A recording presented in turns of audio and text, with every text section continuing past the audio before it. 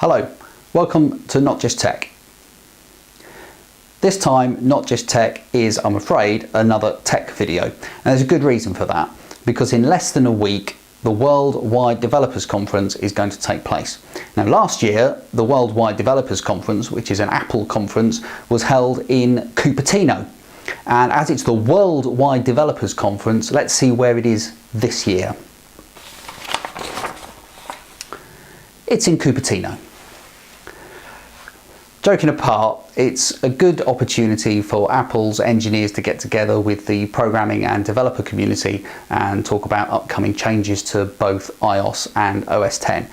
I specifically want to talk about OS X. I'm only briefly going to talk about this because this video is going to be out of date really quickly. Now, what Apple have done over the last few years is to release a new version of the operating system every year. Well, they announce it at WWDC, give a bit of information about what's going to be in it, and then it comes out sort of in the autumn, something like that. And this year probably won't be any different. And what I'm hoping that Apple are going to do this year is to do what we would like to perhaps refer to as a snow leopard. And what I mean by that is that when Apple produced their earlier operating systems, they spent 18 months, even 2 years sometimes, refining them before they came out. And that was great. We got some really stable operating systems. My first Mac had Panther, Tiger came out, which was the next operating system, and that was great.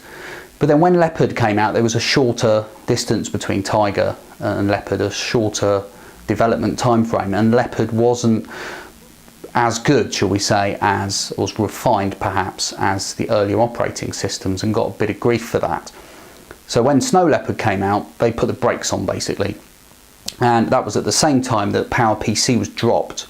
So what Apple did was to take Leopard, strip out all of the rubbish, and come up with an Intel based operating system, and also they did add some new APIs in there, but very much enhanced things. And for a lot of people, Snow Leopard remains the best operating system that Apple ever produced. Feel free to disagree with me on that one. There were some downsides, of course, to the Leopard and Snow Leopard, like that horrible 3D dock that I was delighted to see the back of in Yosemite, but that's all very much, of course, a personal opinion. Now, what I'm hoping is that Apple this year will do something similar, that they will put the brakes on. They put a nice new lick of paint on OS X. Yosemite took a bit of getting used to maybe, but it is definitely a step in the right direction. Got rid of that horrible skeuomorphism that most of us hated with a passion. And the operating system looks good. Now, don't get me wrong, it still is pretty stable. My Mac hardly ever crashes.